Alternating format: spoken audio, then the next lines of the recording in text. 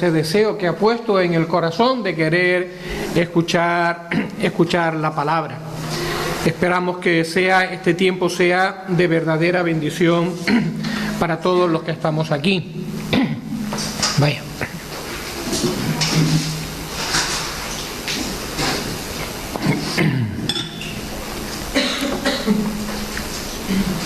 Bueno, vaya historia la que hemos leído. No sé si pudieron seguirla, pero eso de el baile, dame la cabeza, un plato, una bandeja, la cabeza de este hombre por medio, la verdad que es una historia realmente fuerte, y es una historia que como consecuencia ha dado juego para muchos, ¿vale? Por esta historia pues han escrito novelas, por esta historia se han hecho películas. Estaba apagado, ¿vale? Se han hecho películas, se han hecho historias, se han hecho novelas, se han hecho obras de teatro, todo alrededor, sobre todo de esa escena macabra, ¿no? De al final lo que es la danza, el baile y la muerte de un profeta, la muerte de un hombre justo. Pero a veces nos quedamos con este aspecto de la historia. Y muchas veces pues nos quedamos la muchacha llamada Salomé, según el historiador Josefo, lo que allí sucedió, la cabeza cortada, pero nos hemos detenido a pensar en el personaje de Herodes. En este caso ese rey que ordena finalmente matar al profeta de Dios. Porque realmente este hombre, Herodes, nos habla de muchas de las... no de las necesidades, sino de la condición que tiene el ser humano. Y como consecuencia de hablarnos de la condición, nos habla de las necesidades que tiene el ser humano. En muchos sentidos, y eso lo vamos a ver a lo largo de la exposición, Herodes se parece mucho a ti y a mí. Nadie quiere ser comparado con Herodes, pero Herodes se parece a ti y se parece a mí. Pero antes de entrar un poquito a desentrañar lo que fue la figura de Herodes, vamos a conocer al Herodes histórico. ¿De quién estamos hablando?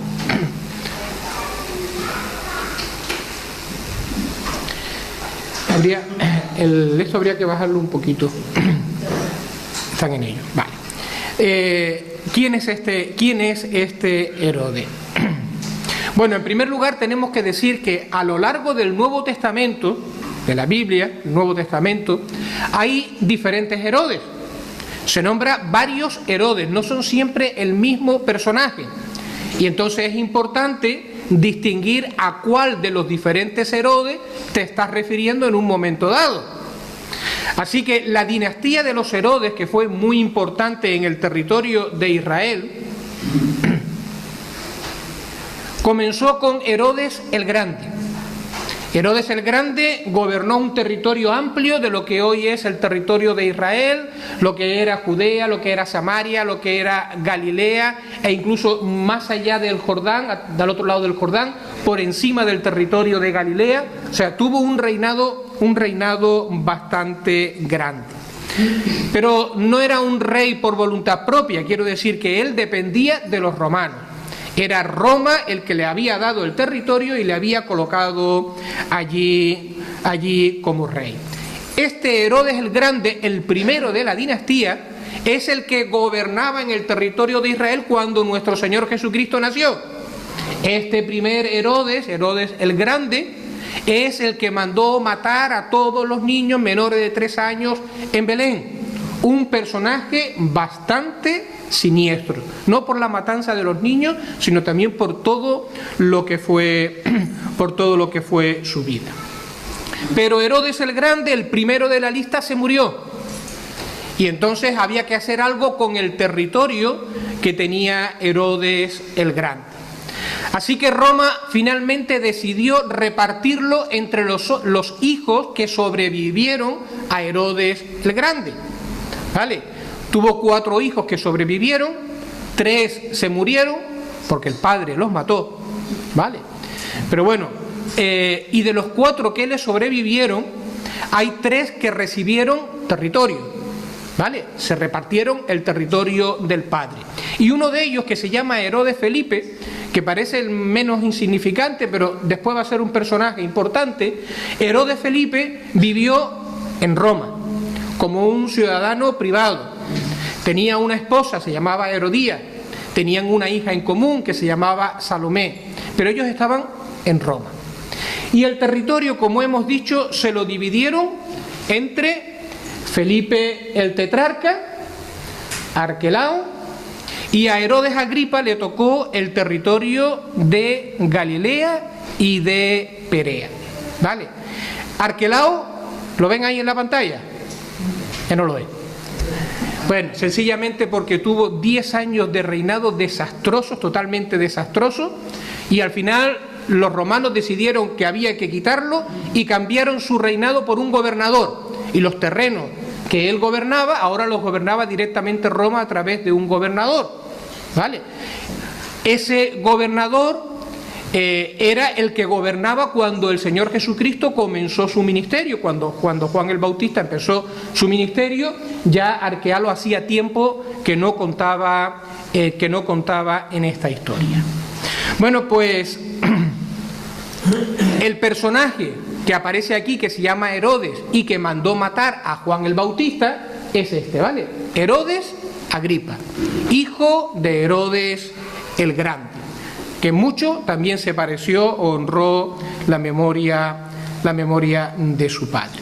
Se le conoce como rey Herodes, pero en realidad nunca tuvo este título. Lo que pasa es que a ellos les gustaba llamarse de esta manera. ¿Qué más podemos decir de este hombre, de este rey?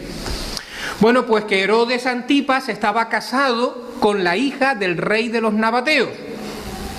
El rey de los nabateos era un poderoso reino que estaba por aquí abajo, ¿vale?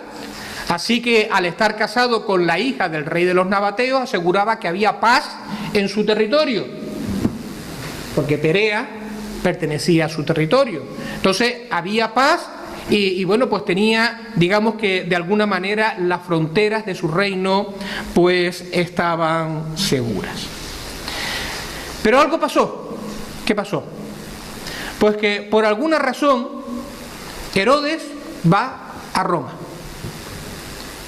Y en Roma se enamora de la mujer de su hermano, que se llamaba Herodías. Herodías, que parece que consideraba que su marido era un don nadie, porque no tenía reino mientras sus hermanos todos tenían un reino, no dudó en decir que sí, vamos a las pretensiones de Herodes. Así que ambos se ponen de acuerdo y ambos se divorcian en un momento determinado de sus maridos y ambos se juntan y se vienen al territorio de Israel y allí se casan. Claro, esto fue un verdadero escándalo, La historia no tiene desperdicio. Si la historia de cuando decapitan a Juan no tiene desperdicio, esta historia tampoco tiene desperdicio, ¿verdad? Porque es una historia donde hay traición, ¿vale? Donde hay despecho, donde hay muchas cosas verdaderamente feas que suceden aquí. Pero si le diéramos este material a Hollywood, o si le diéramos este material a alguna empresa para hacer una buena película, aquí encontrarían una buena trama, ¿verdad? Porque la historia se puede cambiar fácilmente.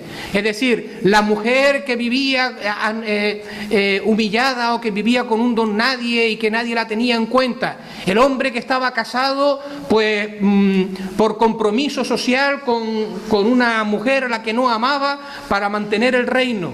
Un amor que surge de repente en Roma. Dos personas que están dispuestas a jugárselo todo y a dejarlo todo para poder vivir el amor de su vida juntos. Ese podría ser un buen argumento para una película.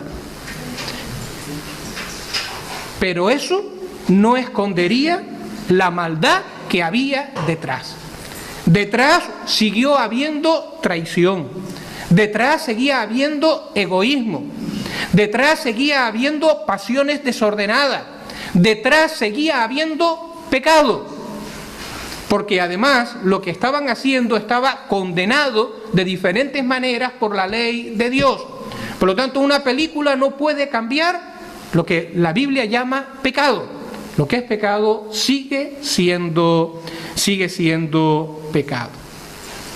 Y puesto que aquello estuvo mal por diferentes motivos, ahí aparece la figura de Juan el Bautista.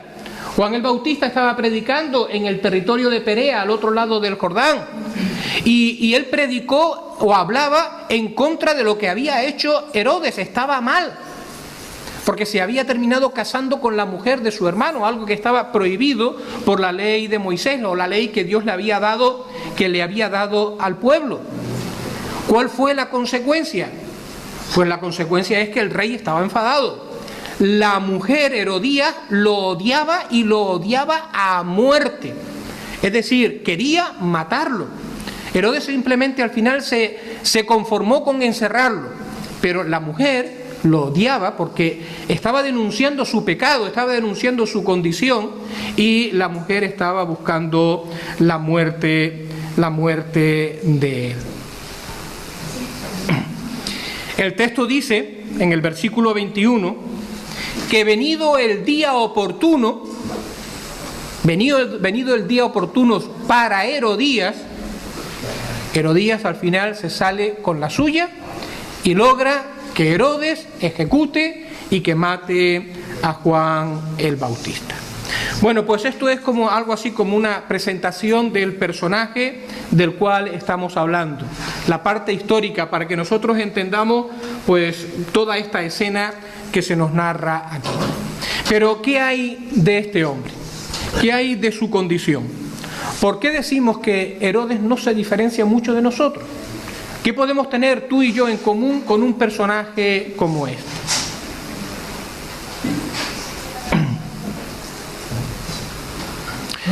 Bueno, pues cuando empieza nuestro relato, en el momento en que empieza nuestro relato que Andrés nos leyó, ¿vale? Oyó el rey Herodes la fama de Jesús porque su nombre se había hecho notorio, y entonces dijo, ¿vale? Cuando empieza el relato, parece ser que no hacía mucho tiempo que Herodes había matado a Juan el Bautista.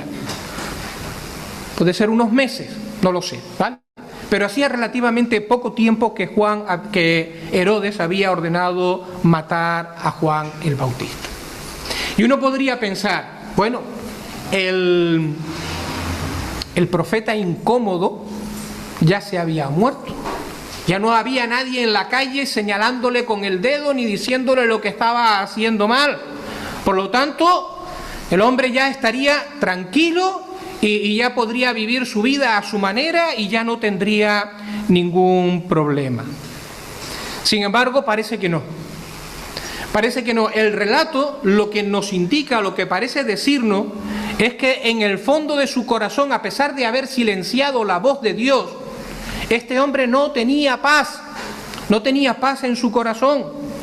Este hombre todavía vivía con el recuerdo de lo que había hecho, el recuerdo de lo que le había sucedido, y eso era algo que le atormentaba, eso era algo que le perseguía. O como dice en nuestra pantalla, vivía con una conciencia culpable. Se sentía culpable por lo que había sucedido. Es por eso posiblemente que cuando escucha hablar de Jesús, su conclusión, una conclusión movida también por la superstición, es esta: este hombre es Juan, que ha resucitado de los muertos, por eso tiene estos poderes. Este es Juan al que yo decapité. Así veía este hombre al Señor Jesucristo. El apóstol Pablo escribió algunas cosas muy interesantes con respecto a la conciencia. El apóstol Pablo enseña o dice que la conciencia es algo real que está dentro de nosotros. La conciencia es como un juez moral que Dios ha dejado en nosotros y que de alguna manera nos hace percibir, entender que hay cosas que están bien, que hay cosas que están mal. Juzga nuestros pensamientos, juzga nuestras acciones, juzga nuestras palabras y en consecuencia en muchas ocasiones nos acusa.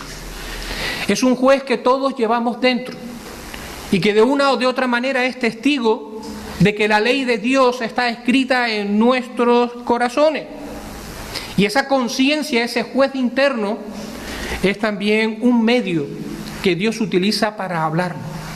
No apagues tu conciencia, no la desconectes.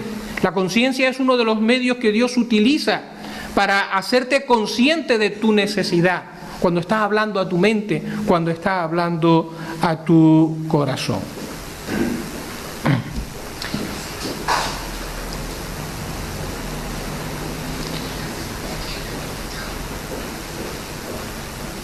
Y en el caso de Herodes, bueno, pues parece que esto funcionó, o por lo menos funcionó durante un tiempo, ¿vale? A pesar del mal comportamiento que tuvo, a pesar de que se enfrentó al profeta y finalmente lo mató, sin embargo Dios siguió hablando a la vida de este rey, a través, como estamos diciendo, a través de su conciencia. Permitía que hubiese una actitud de una sensación de inquietud, de no paz. Había un desasosiego dentro de él. Algo que lo que debía de dirigirle era a una confesión, era al arrepentimiento y a la conversión a Dios, porque ese era el propósito con el cual Dios estaba obrando en la vida de este rey. Sin embargo, el mismo apóstol Pablo, el que dice que existe la conciencia, ese juez interno que está en nosotros y que nos acusa y que nos habla de Dios, el mismo Pablo dijo que también existe un peligro, y es el peligro de silenciarla, acallarla o cauterizarla, cicatrizarla para que no nos moleste. El peligro de desecharla una y otra vez hasta que nos endurecemos a la voz de la conciencia y a esa voz que nos está diciendo lo que está bien y lo que está mal en nuestras vidas. Y parece que eso fue precisamente lo que sucedió con Herodes. En este momento parece que era un hombre todavía sensible y que su conciencia le estaba acusando, por eso actuó así respecto al Señor Jesucristo. Pero un poco de tiempo más tarde, este mismo Herodes empezó a sentirse molesto con la persona de Jesús y ordenó detenerle para matarle. Quería matar a Jesús. Y este mismo Herodes, todavía un poquito más tarde, quizás un año más tarde, participó en el juicio del Señor Jesucristo. Y en ese momento ya parece que era un hombre cuya conciencia se había endurecido totalmente. Porque cuando se presenta a Jesús delante de él o cuando lo traen delante de él, lo único que pretende de Jesús es un circo. Es decir, que Jesús haga algún milagro, que Jesús haga algo que le divierta o que él pueda sentir admiración porque, bueno, no sé, nunca lo había visto. ¿Y saben cómo termina la escena del encuentro de Jesús con Herodes? Mira Lucas capítulo 23. Lucas capítulo 23 y versículo 11.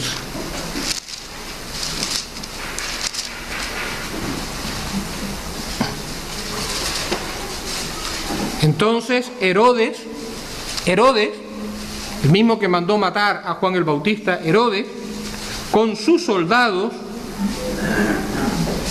le menospreció y escarneció, vistiéndole de una ropa espléndida, y volvió a enviarle a Pilato. Le menospreció y le escarneció. No sé si esta fue la última oportunidad que tuvo Herodes para el arrepentimiento, porque la misericordia de Dios es grande, pero desde luego fue la peor decisión que este hombre pudo tomar en su vida. Cerró totalmente su corazón al Señor Jesucristo. Le menospreció y se burló de él. Y ahora viene la aplicación, nos toca mirarnos a nosotros mismos. ¿Y qué hay de ti? ¿Y qué hay de tu conciencia? ¿Y qué hay de tu relación con Dios? ¿Alguna vez te has sentido acusado por la palabra de Dios? ¿Alguna vez te has sentido acusado o en necesidad frente a la predicación del Evangelio? ¿Cómo respondes? ¿Estás viviendo bajo la sombra de una mala conciencia? ¿Hay pecado en tu vida? ¿Hay prácticas, cosas que estás haciendo que deberías dejar y que sabes que están mal, que te están consumiendo? ¿Hay actitudes? ¿Hay comportamientos ocultos que los demás desconocen, pero que Dios es consciente de ellos? No te olvides, Dios ve todas las cosas. Y no tenemos paz a causa de esta condición de nuestro corazón. E incluso a lo mejor vives con el temor de que un día esas cosas que estás ocultando y que te pesan en el corazón te alcancen y tengas que pagar las consecuencias de las cosas que te están sucediendo. Pero ¿cuál es el mensaje?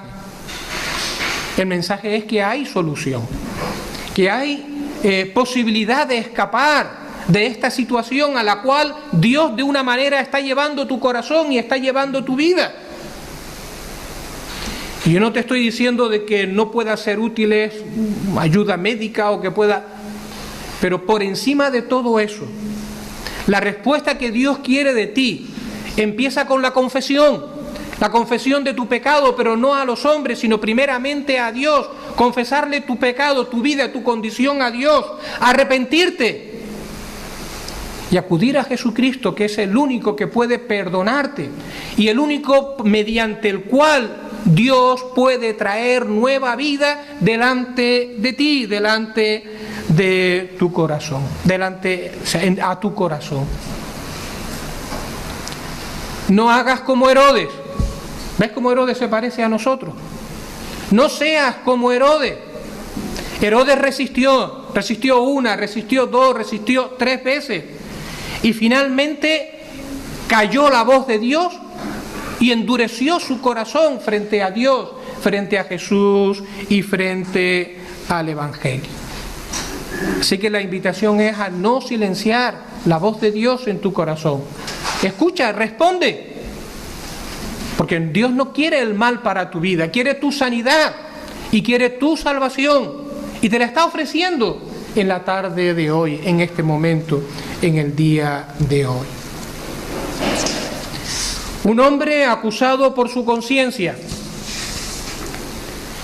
¿Cuál será nuestra respuesta a la voz de Dios obrando por su Espíritu en nuestros corazones? Pero hay más. Herodes era un hombre religioso. Sí, religioso. Pero no era un vividor, un sinvergüenza, un mujeriego, un borracho, un fiestón, no sé cómo se llama hoy en día. No vivía a tope la vida. Sí, pero era un hombre religioso. Religioso a su manera. Religioso, pero a su manera. Y en este sentido nos fijamos en unos versículos muy interesantes que están en Marcos capítulo 6, ahora el verso 19. Marcos capítulo 6 y verso 19.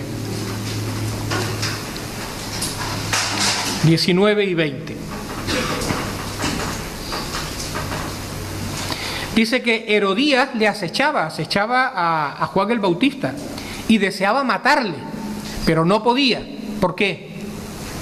Porque Herodes temía a Juan, sabiendo que era varón justo y santo, y le guardaba a salvo, y oyéndole se quedaba muy perplejo, pero le escuchaba de buena gana.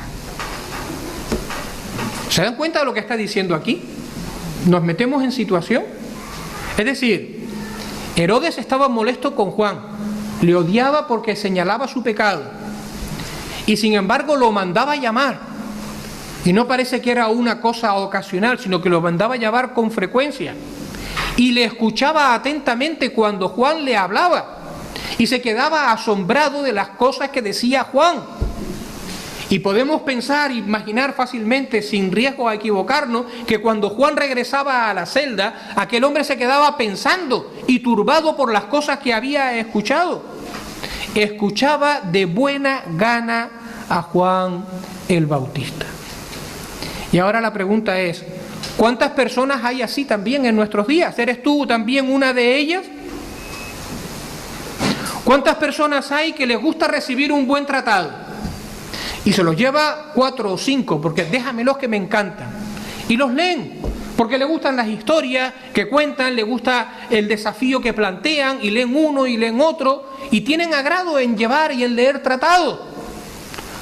¿Cuántas personas hay que vienen a las reuniones y que se sientan como buenos sufridores a escuchar el mensaje y la acusación de Dios contra su vida y la necesidad que tienen de salvación, y repiten a pesar de que les duele?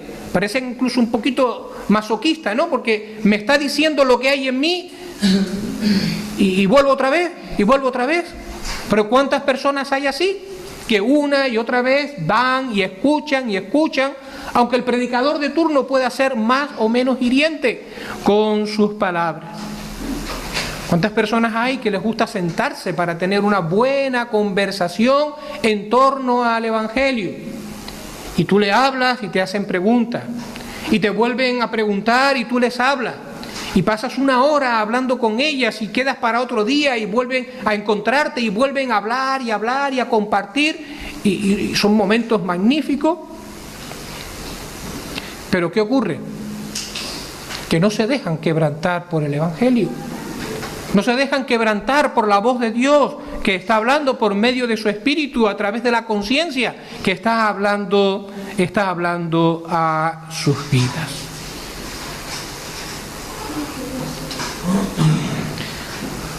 ¿Saben por qué pasa eso? Porque en el fondo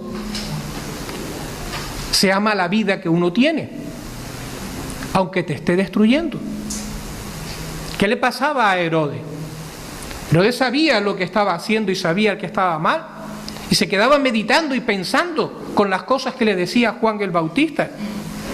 Pero volverse a Dios y confesar el pecado implica someter el yo, implica someter mis planes, implica someter mis ambiciones, someter mi vida a la voluntad de Dios. Y claro, eso es algo que cuesta, eso es algo a lo cual uno termina por resistirse. ¿Saben lo que le pasó a Herodes? Que Herodes escuchaba a Juan y a Herodes le gustaba lo que le decía, y Herodes, no sé, vamos a suponerle que luchaba dentro de sí con todas las cosas que se estaban diciendo. Pero claro, aquello se alargaba una semana, se alargaba otra semana, se alargaba otra semana, a lo mejor se alargaba un mes, no sé si se alargó 2 meses, hasta que Herodías encontró su oportunidad y le puso fin. Y Herodías, llegado el momento, dije: Herodes, no te preocupes más, que vamos a acabar con esto. Y mandó matar a Juan el Bautista. El profeta Ezequiel tiene unas palabras muy gráficas que ayudan a explicar o ayudan a entender esa relación tan extraña que tenía Herodes con Juan el Bautista. ¿Saben cuáles, verdad? Algunos puede que les suene. Ezequiel capítulo 33 y el verso 32. Ezequiel 33, 32.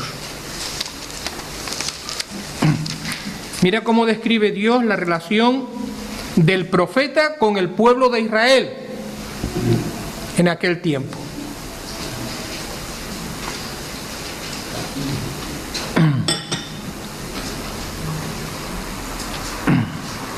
Le dice Dios a Ezequiel: he aquí que tú eres a ellos como cantor de amores, hermoso de voz y que canta bien, y oirán tus palabras, pero no las pondrán por obras. ¿Qué te parece? He aquí que tú eres a ellos, y en este caso Juan el Bautista frente a Herodes, que tú eres a ellos como cantor de amores, hermoso de voz, que canta bien, que se quedan entusiasmados, que se quedan anonadados, que se quedan regocijados escuchando. Pero mira, oirán tus palabras, pero no las pondrán por obra. Y esta situación que explica la relación de Ezequiel con el pueblo y por qué no se convertían, es la misma que explica la relación de Juan el Bautista con Herodes, Es la misma que explica la relación de las multitudes en Israel con respecto a la persona del Señor Jesucristo. Y yo no sé si es la misma que explica tu relación con el Evangelio o tu relación con Dios. La voz de Dios, una hermosa canción, pero al final, después de deleitarme en escucharla, me entra por un oído y finalmente sale por el otro, y hasta la próxima ocasión si hay oportunidad.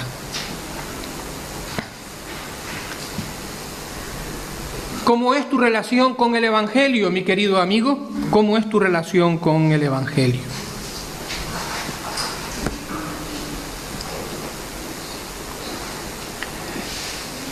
¿Sabe lo que le pasaba a Herodes? A Herodes le pasaba lo que dice Juan capítulo 3 y versículo 19, que la luz vino al mundo, pero los hombres amaban más las tinieblas que la luz, porque sus obras eran malas.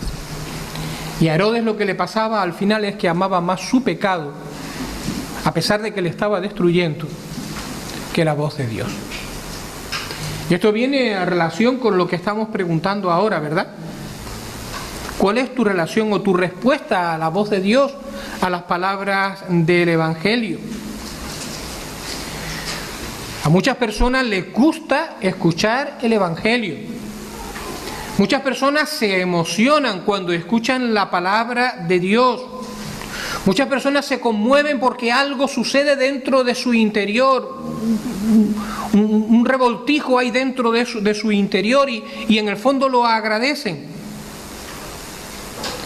Pero finalmente no hay quebrantamiento del corazón, no hay respuesta a la voz de Dios, porque al final prefieren vivir como están viviendo a pesar del mal que le está haciendo, antes que permitir que Dios entre en sus vidas, poniendo orden, pero también trayendo sanidad y trayendo la vida que Él solamente puede dar.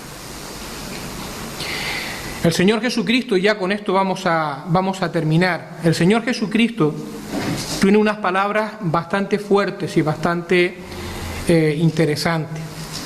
Para estas personas que viven en medio de la duda, o para estas personas que siguen resistiendo a la voz del Señor, a la voz de la palabra del Evangelio en sus vidas. Marcos capítulo 8, verso 35. Marcos 8, 35 y 36. Como pone ahí en la pantalla, yo le llamo a estos versículos la peor decisión de tu vida. Marcos capítulo 8, versículo 35. Dijo Jesús: todo el que quiere salvar su vida, la perderá. Y todo el que pierda su vida por causa de mí y del Evangelio, la salvará. Porque ¿qué aprovechará al hombre si ganare todo el mundo y perdiere su alma? ¿O qué recompensa dará el hombre por su alma? El que quiera salvar su vida, la perderá. Y todo el que pierde su vida por causa de mí y del Evangelio, la salvará. Palabras profundas. Tienen diferentes contextos donde pueden ser aplicadas. Pero este es un contexto muy oportuno. ¿Cuál es la visión que tiene el mundo del Evangelio, de las palabras de Cristo? Arrepentirte, entregar tu vida a Dios, de entregar tu vida a Cristo, dejar que Él gobierne tu vida, someter tu vida al Señor. Eso es perder la vida. Eso es lo que te dice la gente de fuera. Vas a perder la vida. 4 años que estamos en este mundo y lo vas a vivir ahí. Tú estás loco, vas a perder la vida. Y muchas personas también lo asumen, ese pensamiento. Dice, por 4 años yo no me voy a meter en ninguna cosa de esta. Me gusta, me llama la atención, pero estoy cómodo. Yo quiero seguir viviendo como estoy viviendo. Y no se dan cuenta de que al rechazar a Cristo y rechazar la voz de Dios, lo que están haciendo es perder para siempre su vida, porque les va a terminar haciendo daño, pasando factura, les va a terminar destruyendo. No van a conocer a Dios ni la paz que Él trae en su vida, en esta vida, y después van a enfrentar una eternidad sin Dios y sin esperanza. Queriendo retener la vida, lo van a perder todo. Es lo que está diciendo el Señor Jesucristo aquí. Y sin embargo, cuando tú valientemente decides perder la vida, es decir, tú entregas tu vida al Señor Jesucristo, te arrepientes de tus pecados, confiesas tu necesidad, le dices: Señor, yo no más, sino tú en mí, sálvame, perdóname, cámbiame. Si es verdad que uno pierde su vida en ese sentido que se habla vulgarmente o normalmente, pero cuando uno ha hecho este ejercicio de perder la vida, se da cuenta de que no ha perdido nada, lo ha ganado todo. Porque ha ganado a Cristo en su vida, ha ganado a Cristo en su corazón, ha ganado el perdón, ha ganado la paz de Dios. Dios ha venido a su vida, ha hecho de él, de ella, una persona totalmente nueva. Y lo que se llamaba o lo que él consideraba una pérdida, resulta de que se convierte en una gran ganancia. Una ganancia para esta vida, pero también una ganancia para la eternidad. Porque tiene proyección para la eternidad. Ya no vivimos mirando hacia el mañana, hacia la muerte, sin Dios y sin esperanza, sino que también vivimos mirando al mañana, a la muerte, con Dios y con esperanza. Entonces, ¿cuál es la peor decisión que puedes hacer? Pues la peor decisión que puedes hacer es no querer darle tu vida a Jesús. No estar dispuesto a perder tu vida por el Señor Jesucristo. A volver a endurecer tu corazón y decir: quizás mañana. La peor decisión que puedes tomar. Las otras palabras de Jesús no son menos interesantes o menos profundas, al contrario, igualmente. Y ahora está en Marcos capítulo 9 y verso 43. Yo le llamo a estas palabras la necesidad de tomar decisiones valientes.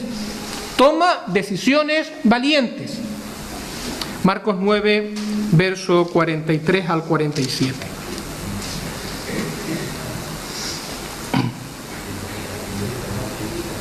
Si tu mano te fuere ocasión de caer, dijo Jesús, córtala.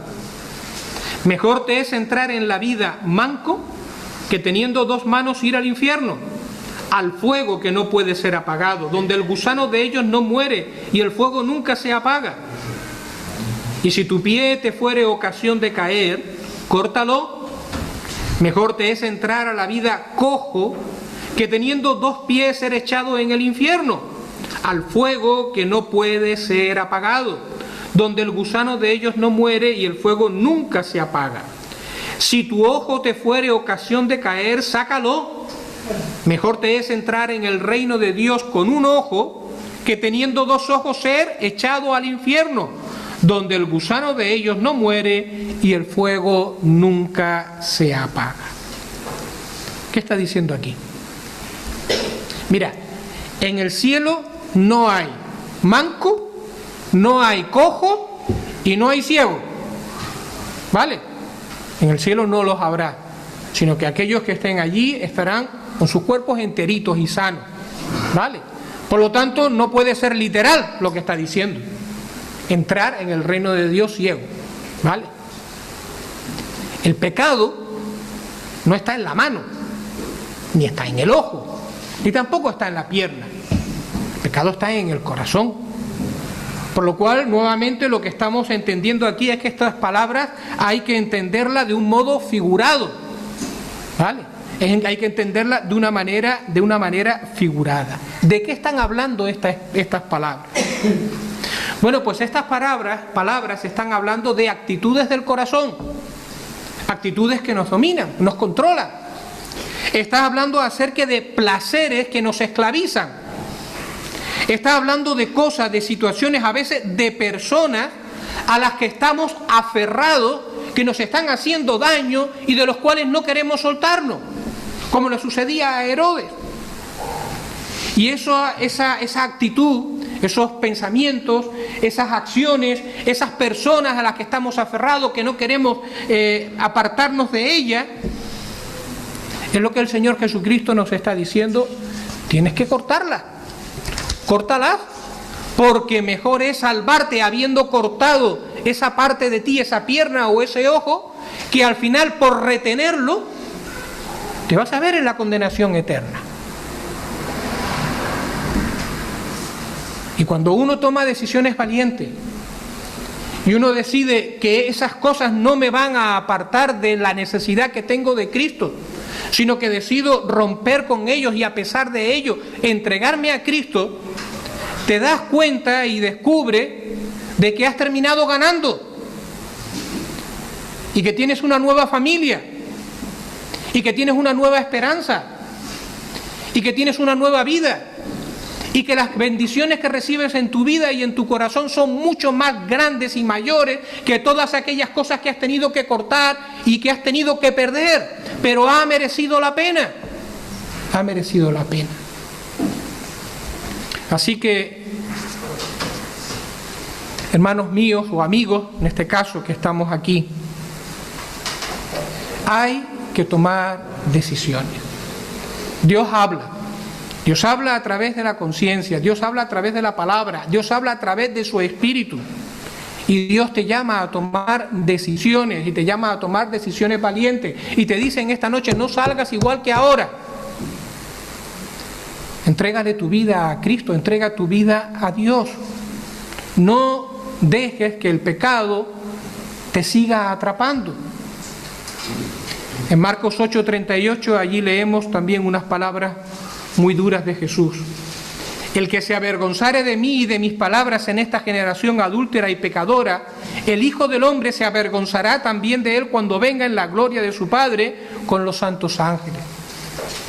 Si ahora te avergüenzas de Dios y por temor o por amor al pecado no rompes con él, no te entregas a Cristo, pues al final lo que vas a encontrar, el propio Dios, el propio Jesús tendrá que decirte no, aquí no hay sitio para ti. Ahora tendrás que vivir eternamente lo que has escogido en tu vida. Y tú no querrás eso, ¿verdad? No querrás eso para ti. ¿Saben las palabras con las que Jesús predicaba el Evangelio? ¿Sabe lo que decía al comienzo de su ministerio y que estaba presente durante toda su predicación? Arrepentíos y creed en el Evangelio. Arrepiéntete. Deja que Dios cambie tu mente. Toma conciencia de lo que está sucediendo realmente en tu interior. Aborrécelo, llámalo por su nombre. Arrepiéntete y ve a aquel, al único que puede darte perdón y puede darte salud y puede cambiarte, y ese es el Señor Jesucristo. Arrepiéntete y cree en el Evangelio. Amén. Porque el Evangelio es Jesús. Por eso el apóstol Pablo, cuando una vez le pregunta ¿y qué tengo que hacer para ser salvo?, fue muy breve y muy conciso. Cree en el Señor Jesucristo, porque Él es el Evangelio. Él es el que ha muerto en la cruz del Calvario por nuestros pecados. Él es el que ha hecho posible que un Dios que está airado contra el pecado, que aborrece el pecado, pueda volverse a tu favor. Y tú puedas ser recibido por un Dios de amor, un Dios que quiere o que busca tu restauración y que busca tu salud. Así que queremos dejar de nuevo este mensaje. Cree en el Señor Jesucristo y serás salvo. Arrepiéntete y cree en el Evangelio. Que el Señor bendiga su palabra. Amén.